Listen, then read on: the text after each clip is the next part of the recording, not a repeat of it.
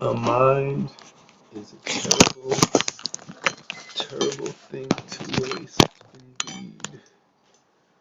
I don't know if this is a good angle. I'm just trying to see what's going on. Can you guys just hang out, all right? We're here. We're here. We're going to get started in a second. Kevin's coming. Um, we're going to get started in a second. I'm in his office. I wish we had a little bit more lighting, but we don't. We don't have a little bit more lighting. I had some music. I got some theme music. Can I play it? I'm gonna play my theme music. All right. This is little theme music for the. You know what? That's cool. Let it be real low though. Lower. Lower. You gotta just It's too loud. It's too loud. Yeah. Right How's up that? there. You think you think people can hear that? A little bit. A little bit up. You don't want it to be, Overwhelming. Right there. Wait, let's see. You gotta, this is like production. You gotta test stuff like that. See how it sounds. You know that. Okay, so this is what I'm thinking. Yeah. Is that my fingerprint? This is what I'm thinking. It's real simple. We jump into it, right? At least, like everybody's telling me, at least all my people that know my family that is in this business, we just built a base. We just built a following, right? Yeah. Right now we got 208 views.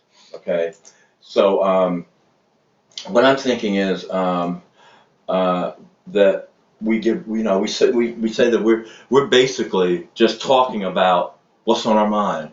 So so what I want to say is, so I said, so when we decided to do it regularly, so I was like, Trev, we need to give ourselves a name then. And he said, well, what name you thinking of? And I said, well, what about just what we are? What are we? We're just two ordinary guys. That's the name of our thing. We're just two ordinary guys, So you like just two ordinary guys? Just two ordinary. You know why? Because of the messaging of that. Because that's what everybody else in America is. Just ordinary people. So you think most people are ordinary people, Absolutely. and therefore we'll immediately be marketing to them. We'll speak to them. All right, there we go. Just two ordinary guys. I love it. Let's go. Just ordinary guys. Okay. All right. So you're gonna intro. Whatever you do, you lead off, and then I'll take it. But once I take it, you are the interviewee, and I'm the moderator. Okay. You ready to go? Yeah. Let's go. All right. So guys, it's a Wednesday night. Are we live? Yes, we're live. Okay. You always do that to me. Are we live? Yeah, we're on, man. We've been on. Hey, everybody, what's up? It's Wednesday night, guys. It's another Wednesday night, another mysterious Wednesday here in Atlanta, Georgia. I'm sitting with my man Kevin Pruitt. My name is Trevor David Houchin, and this is another fine episode of my podcast. Nothing specific with Trevor David Houchin, and also we just decided phone's ringing. Yeah, that's the house phone. Hey, that's the way we are. This kind of show we are, y'all. Can't stop the house. Yeah. From 8000. Hold on. Okay.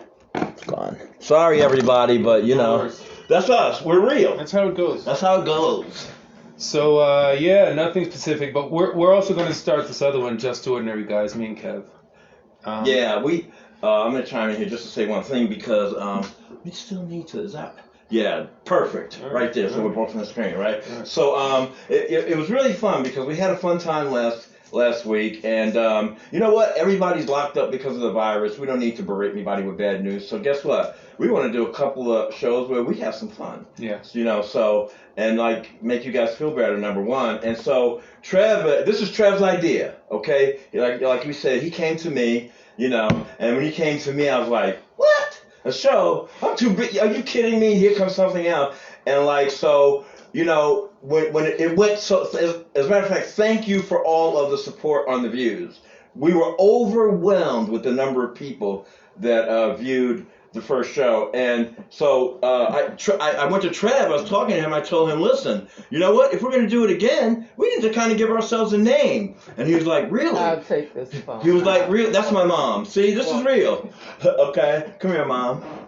I met Trevor before. No, come here so people can meet you. This is my mom, see? Doesn't she look good for it? She won't even tell her. Okay, so Trev was like, listen, what are you thinking? And I'm thinking that we should call ourselves just what we are. He said, what's that? We're just two ordinary guys. We're two ordinary guys that have an opinion. and we like to talk, and we think that our opinion makes sense, and we think that we speak to people that have a lot of the same opinion. So now, when you see us, whenever you see me and Trev, we're just two ordinary guys. We're not experts. We don't pretend to be experts. We don't pretend to be know-it-alls. We don't pretend to. You know what? I've told people who come back to me and told me, Kevin, I checked your data, and some of your data was wrong. You know what my response is? I'm blessing people either way. Because if you found out my data was wrong, I was successful because I am the one that motivated you to do your own research. So even when I'm wrong, I'm right. Okay, so go ahead, Trev. So let's jump right into it. What are we talking about? Okay, so this is really cool. I got to tell you that this week we're kind of doing the next 2 weeks. We're going to kind of be exchanging and letting you guys know who we are. Because I'm sure you're wondering, who are these guys? Who are these guys? And why should we listen to them? Right? I know at least some of the ladies are saying, well, the only reason I listen to them is because they sound good, and they're fairly good looking, and we'll take that. But this is Trevor's week. Okay, so he is the interview subject, and we are going to be talking about his book. That's right, he's an author. Okay. Here you go. No, man, come on. No, man. I'm honestly. What? The lighting's bad. See, that's his book. If you see it on the newsstand, I don't know how. Like I said, this isn't. Turn it that way. We're just getting started, but this is his book. And I'm going to read it. I'm sure you can't read it, but what it says is The Eternal Outsider, 10 Years Black in Japan. Okay? And it says a jaded memoir. Okay, so his book is about his experience of living, falling in love, getting married, having children, and starting a family as a black man in Japan. Okay, so when he first told me about this, of course, as a black man in America, I was like, oh, that's nice.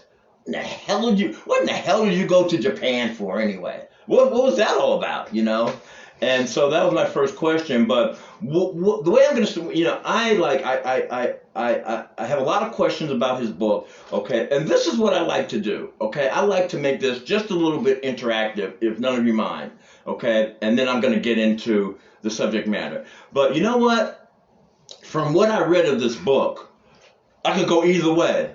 Okay, so I'd like anybody who views this. I'd like you to view it with a voting eye. And we're going to go through his book. We're going to go through some of the whys. We're going to go through the genesis of this. And when you finish, okay, I want you to even cast a vote. You can vote one of two ways, because this is what I thought after reading it. And you'll see. I'm not going to say anything beyond this, but you'll see for yourselves and listen to, what happened as the eternal outsider. 10 years black in Japan. Okay? He is either, especially for women, he's either one or two things. He's either really a very nice and talented guy, or he is a fucking total asshole. Or he's a total asshole. So when you vote, I want you to vote like this. Nice guy, good guy, okay guy, maybe not guy, but if you are if you oppose, if you vote him, if you give him a thumbs down, you just leave one word, asshole. He's an asshole. Any variation of asshole. He's an asshole, fucking asshole, stupid asshole, all of that, okay? This is gonna be fun. So here we go, okay? Let's see where your scales balance. Okay? So, number one, Trev, I want to ask you, how did you get to Japan? How did you get there? I took a 747. See what I mean? He's stupid. But you know what? This is the only reason he gets over why women let him be an asshole, because he's fly. But he's stupid. Come on, man. We don't have a lot of time. Right. And I have a lot of material to cover. How did I get to Japan? Like I was living in just the synapses. Okay. I was living in Los Angeles. I was living in LA, 2003, and I was jobless. I was hunting for a job, man. Like I was hunting for a job, trying to get my acting career off the ground, and it was actually going all right. Is that no good, Will? You don't like that angle? I was hunting for a job, and somebody doesn't like the angle? yeah, I was hunting for a job, and there's an entertainment newspaper. It's called Backstage. Sure, Backstage. Yeah, very popular. Yeah, and back then it was still paper, and I remember I picked it up on Hollywood Boulevard. Right. And there was an ad in it, man. There was an ad in it for a English teacher in Japan. And I answered the ad, and they called me back, and I had an interview, and a month later, bro, I was on an airplane to Japan. That's the Wow. that's the Wow. small story. Wow, that's great. Okay. All right. Let's get into this book, okay? I mean, let me tell you what my initial impression or experience is with this book. First of all, let me show it to you. I don't know if you can see this.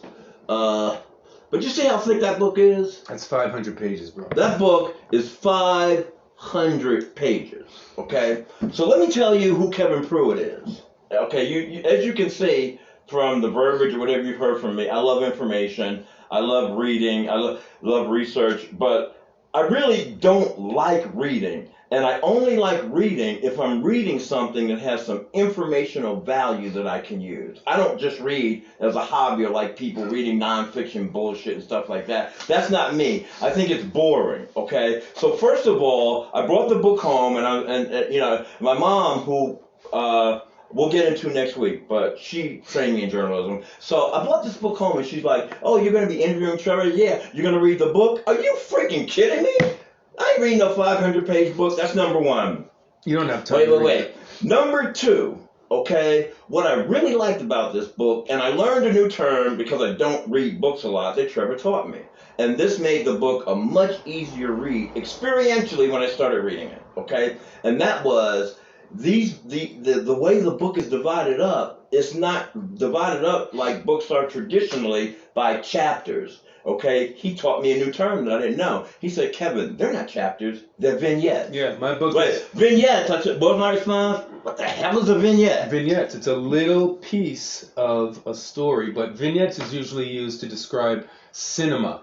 It's usually just used to describe moving pictures, but I feel like my book is cinematic, so I call it. It is so cinematic. I call each little chapter a vignette. But anyway, my point is that these vignettes, I mean, the vignettes, the chapter length are like an average of 7 to 8 pages on average. Some are longer than others, but Yeah, I did that on purpose. I say the average. And what I found is that it made it a much easier, it made it a much faster, and it made it a much more enjoyable read to me.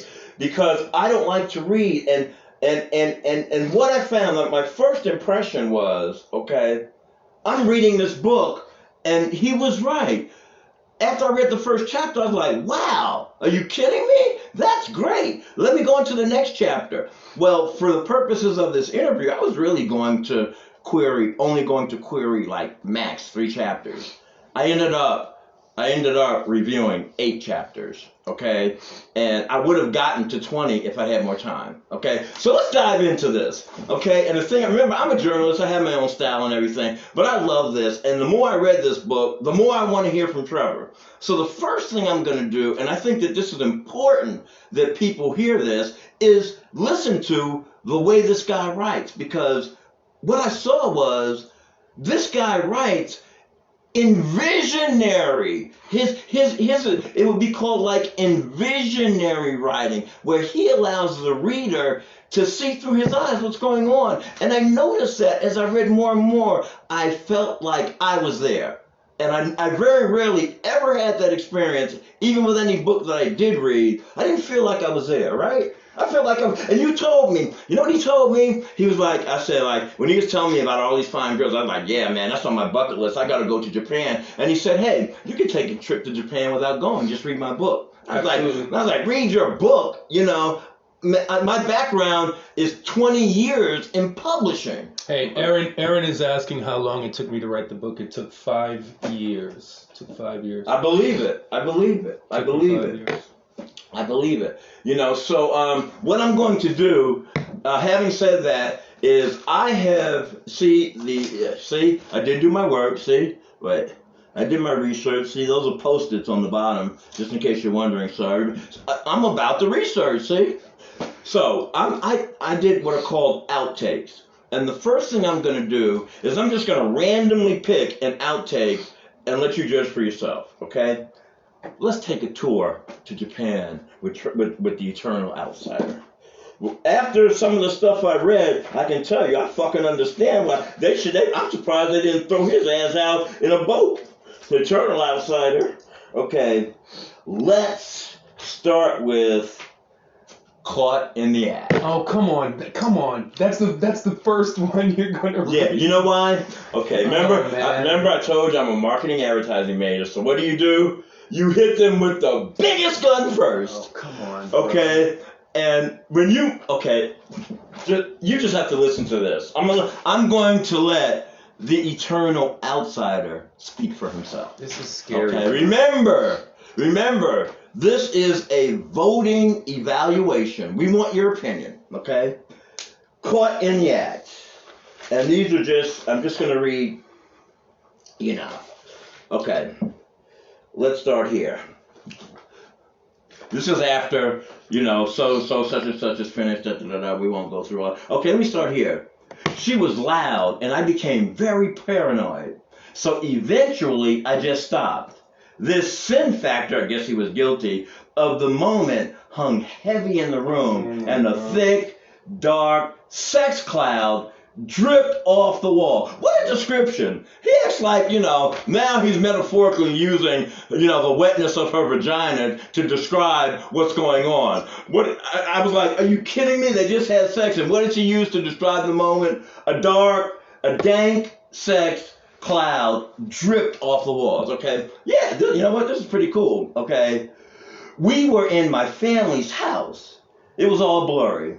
We returned to the futon, which is where they did all their thing, and I laid there quietly. Our clothes were strewn all over the room. I wondered what this strange naked girl was doing in my apartment, just lying there peacefully, stark naked, in my wife's house. Oh my God. Okay? In my wife's house. She closes her eyes and maybe she falls asleep for a few minutes. Me? I'm staring up at the ceiling wondering what to do. Wondering what had I just done. Okay? You feeling me on what I'm telling you, everybody? Oh my God. Okay? This is beautiful. This is beautiful editorialization. Okay? Of a situation. Okay, let's continue. I mean, it's so good. I lost my place. Okay, here we go. We lay there a while, and soon I notice the sun is coming up. It's very quiet. Soft rays of golden sunlight stream through the window. I get myself up and start getting dressed. R23. The first thing I said is, who in the fuck is R23? I didn't know I had to text him. Okay. I'm sorry. You know what? That's another thing. I said I'm going to stop cursing, so I'm going to try to, when I want to use an expletive, instead of saying what I just said, I'm going to say WTF, like online, okay? That's what I'm going to do. Apologize for that, because I don't know who's listening, okay? Let's keep going, okay?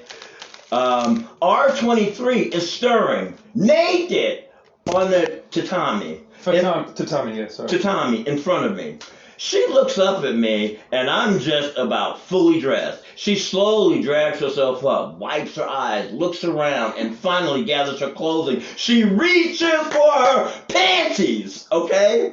As I gather up her dress in her hand, the purple belt. Wait, let me read that sentence again. It's important. I gather up her dress and hand her purple belt. Now, as we go through this, okay, I want you all to keep one thing in mind. For this whole book and the whole evolution of this, the purple belt for Trevor was the equivalent to the iceberg for the Titanic. She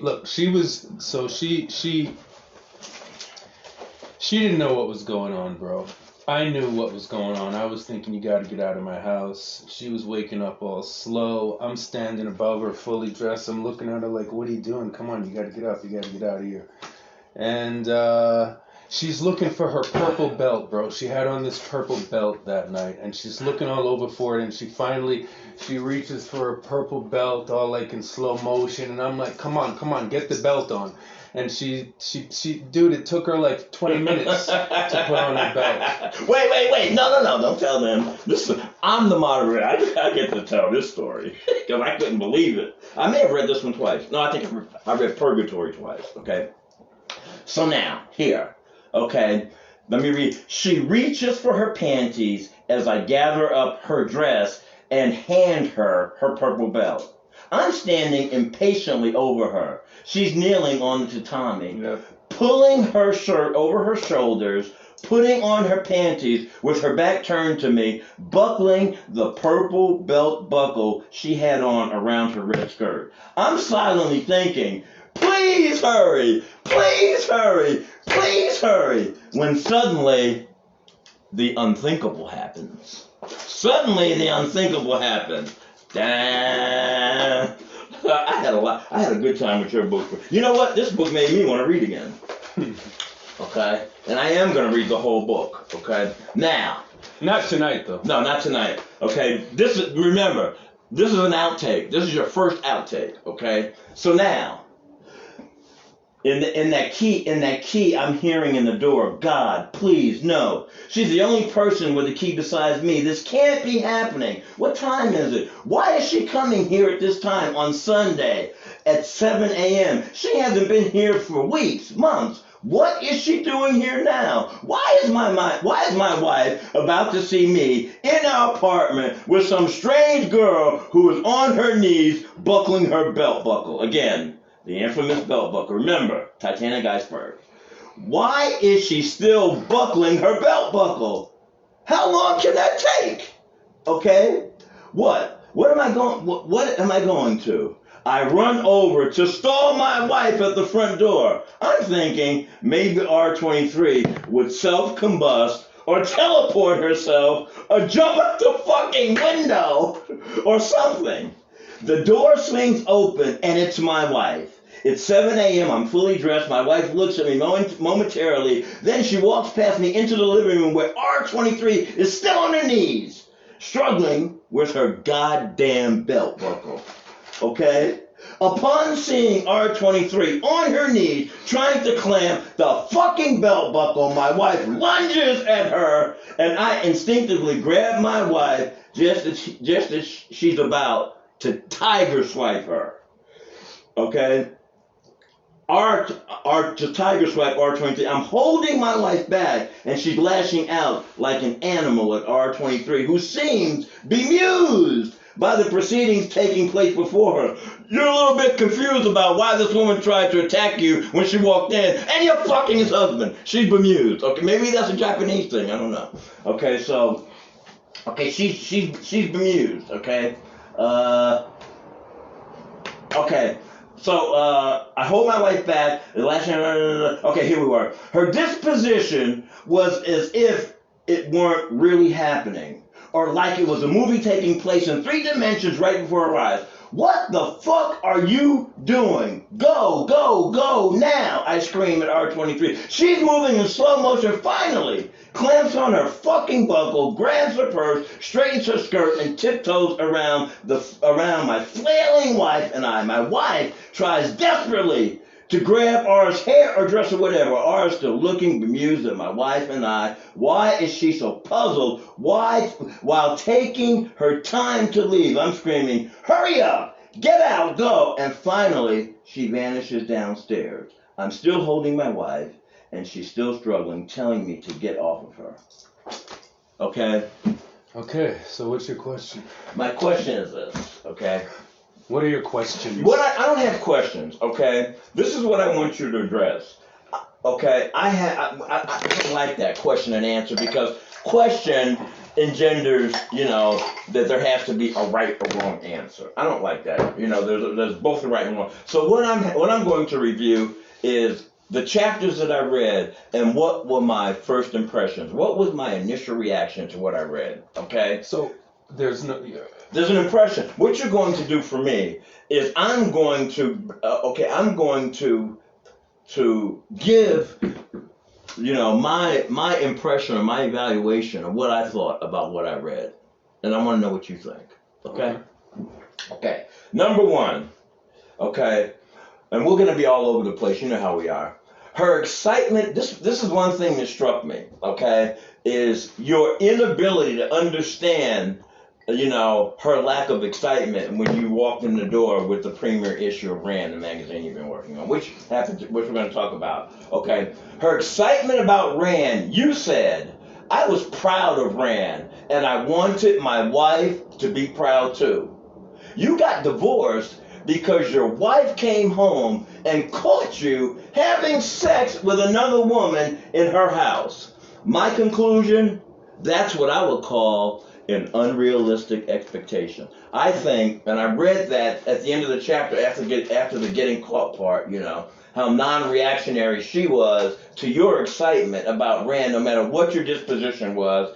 And this was my determination. That she was right and you were wrong. I totally understand. I think we got 30 seconds left before this. For what? For this ends, because we have to stop it at 30 seconds. 30 minutes and then start again. Okay. So, yeah. So wrap that thought up. Okay. So, so I want to know. And I also wrote down what I saw was your reaction. Okay, your reaction. Yeah, we're gonna stop it real quick because it's gonna end in 5, 4, 3, 2, 1, 0. Okay. See, there you go. Okay. So, boom, we're gonna stop that. And you wanna end this live video? Yes. And we're gonna stop this. And end the live video, and we're gonna stop that.